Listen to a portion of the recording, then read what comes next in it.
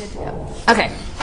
So we'll start with your name, where are you from, and what do you do? Okay. My name's Dan. I'm 24 years old. I'm from Dearborn, Michigan, right outside of the D, which is Detroit. And I'm a private Catholic high school teacher. Ah, how's that? It's real interesting. You know, working with the kids every day, I have to be on my toes. They're always trying to pull something off on me, trying to cheat. So I'm always on my toes, and it's a great time working with kids. You know? Oh, and what grade, or you just teach all ages? No, I teach freshmen, which are primarily 14 and 15 years old. So right at that age when they're starting to turn into little bandits. Yeah. Terrible. All right, so do you watch Big Brother? Are you a fan? Be honest. Have you never seen it before? No, I've watched it. The last season I watched from beginning to end was season 2. As you guys know, Big Brother is a huge emotional commitment. You watch it 3 times a week. I've seen episodes from every season. I've seen majority of some seasons. But just as I've gotten older, my responsibilities have grown huge. I run a business. I don't have a lot of time to watch TV, but I always keep a beat on what's going on in Big Brother because I knew one day I'd be out here. So, yeah? Did you? Yeah. Did you say you run your own business? Yeah, I do run a business on the side. On the side of teaching? Yes. What's that? I run a computer consulting business. I do websites, computer stuff. Of course, going into the house, no one's going to know that. You know, all I have to say is I'm a teacher, and that's number 1, non-threatening. Number 2, everyone's going to have some sympathy because I'm not going to need to tell them how much money I make. They know, how much I make. They're just going to assume, right? Good. So you're not afraid to lie in the house this year, huh? No. I think going to the house, the game's not about competitions. It's about how you portray yourself and how you maneuver your relationships. My only problem is when I left my job, being a Catholic high school, I sat down with the headmaster, and I'm like the golden boy there, I've always done well, and I want my job back, and he goes, you can have your job back, we're going to hold your spot for you when you get back, but if you do anything that disgraces the school or is dishonest, we're going to have to fire you. Wow. So I know how this game is played. I know what you need to do to win it. I'm capable of doing it, but my moral struggle is still being a role model to these students. I don't care about the students all over the world, but the students that I've taught, I don't want them to think any less of me. So that's going to be a tough... wow, so you got a challenge ahead of you, like an outside challenge. Right. Oh my God. Oh, sorry. Yeah, they can hear through the walls apparently. Anyways, we like to be loud as well. Speaking of disgrace. Yeah, so I guess you're not going to be part of any orgies in the hot tub this year, huh? I do have a girlfriend, if that's what you're getting at. I've been dating her for about 1.5 years. When I told her, we dealt with me coming out here a lot differently. I didn't show any emotion. I'm real excited to be out here, and she was a crying, sobbing mess. But she did support me, and she wants me to do well. But she knows how friendly I am with a lot of people, and so it should be an interesting season because that's another moral dilemma I have. I know I'm going to need to flirt and be friendly and things like that. Absolutely. But am I willing to sacrifice my relationship for $500,000? You have to tune in to watch. Oh. Cliffhanger. I like this guy. So what is your strategy in terms of dealing with people in the house and lying or not lying and that kind of thing? Going into the house, I think if any house guest comes here and says, this is what I'm going to do, blah, blah, blah, blah, blah, I think it's incredibly presumptuous. I don't think you can go in the house with a set strategy because it changes like that. I don't know what they're going to throw at me. However, just because I don't have a strategy doesn't mean certain personality traits that I have aren't going to allow me to win with ease. Right. I think certain inherent things about my personality are going to allow me to do very well in this game. I think you're going to do well.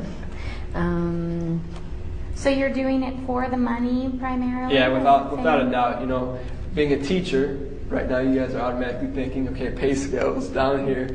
I'm doing it for finances. I know $500,000 is a lot of money. It's enough to set me up so I can do what I want the rest of my life. I can teach and coach and not have to worry about paying a mortgage and things like that. Is it going to make me wildly rich? No, but I'm an intelligent guy. That's one of my advantages. I'll be able to invest it and have some fun with it too, but also give myself some security. Okay, so we have some bones we want to pick with you now. Let me just read it. If Hillary Clinton had won the presidency, I would have moved out of the country. Okay, I know out in LA I stick out Can you say dick? I know being a conservative Republican in California, I stick out like a sore thumb. That's a true statement. If she were elected president, which luckily I don't have to worry about that, I would move. I have family in Venezuela, I have family in Italy, You really would? I would have moved. Why would you have moved? Because I don't think we would have a country to stand in after about a year and a half of her presidency. Yeah. So it doesn't have anything to do with her being a woman? Or does it? Partly, a little bit. I think for the most part, men and women are equal. We're in 2008, men and women are equal for the most part. But the thing that bothers me is when there's feminists stand up on a soapbox and say equal rights, blah, blah, blah, blah, blah. It's 2008. We all know we're equal. You don't need to shove that down my throat. I understand that. The majority of the world understands that. So if you're really equal, do you need to fight and act like that? I don't know. Okay. How do you think that you'll deal with if there are, let's say, Hillary supporters in the House with you? I'm glad you asked that question. Oh, me too. If I'm in the House, I know I have a very different viewpoint than most people, I'm assuming. But part of my strategy is to disarm people through acting like I care. Like, if, say, you're a Hillary supporter, you say, what do you like about her, blah, blah, blah. So as you're spewing to me all your thoughts and why you're so proud of Hillary, I'm like, yeah, cool. And really, I really don't care. So after that happens, then people might think I'm their friend, and then they're more easily manipulated. But you're not. If you ever see me get into a fight over politics or something like that in the House, it's because I'm controlling that fight. I want it to happen for strategic reasons. No one's going to bait me into anything. I have great control over my emotions. So. Okay, so you're going to be careful with your opinions and stuff. Mm-hmm. You're just going to play on people. Right. I like that. And I'm glad I have your support. If you're in my corner, I'll do fine. No, I think you'll be fine. But I love that you think tattoos are trashy and that piercings are for freaks.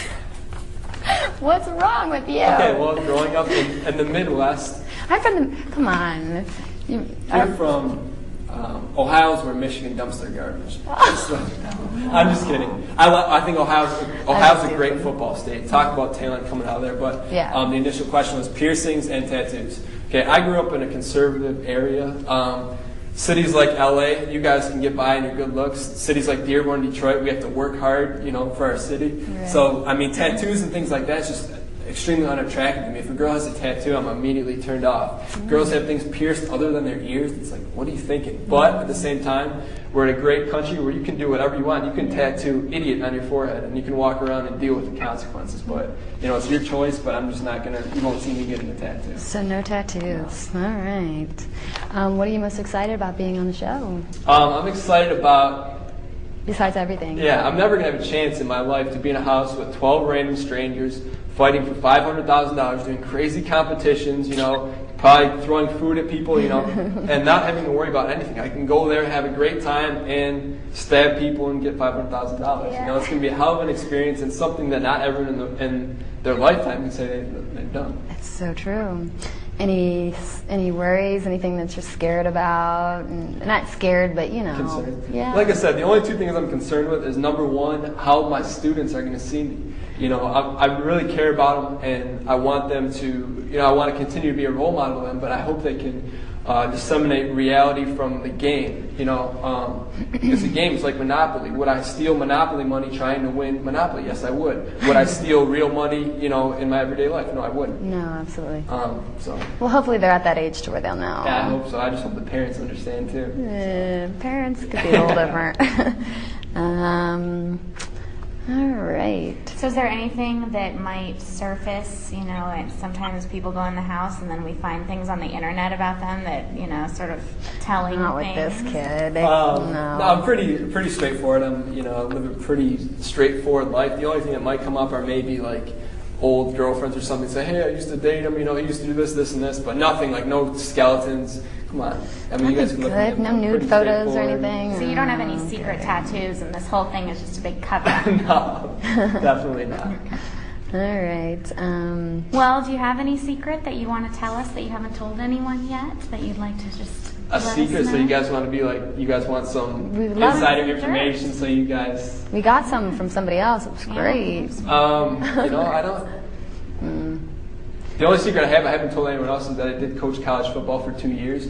Yeah, so we read that. Yeah, I haven't told anyone else that. So youngest person to do so? Yes, I was 22 coaching at Michigan State, and I was coaching guys who are 23, 24 years old, probably about 6'5", 280 pounds, and they have to listen to me. And it was my job to make sure they listened to me. They didn't have to, but I had to portray myself in a way that they couldn't mess with me at all. So. And what'd you coach? Like I coached D-line, defensive end specifically, and then the other year cornerbacks. So if you're a big football fan, you know what I'm talking about. I am die-hard football. Good. What's your college team? I don't really watch college. No? I'm all about the Bengals. See, I also, here's something I didn't tell anyone else. I interned for the Detroit Lions for 2 summers. So there's all your insider information that you guys are exclusive to. When did you do that? I did that the 2 years before I was a college coach. So the NFL and college football are 2 totally different things. I think college is more pure. The NFL is, strictly business. Yeah.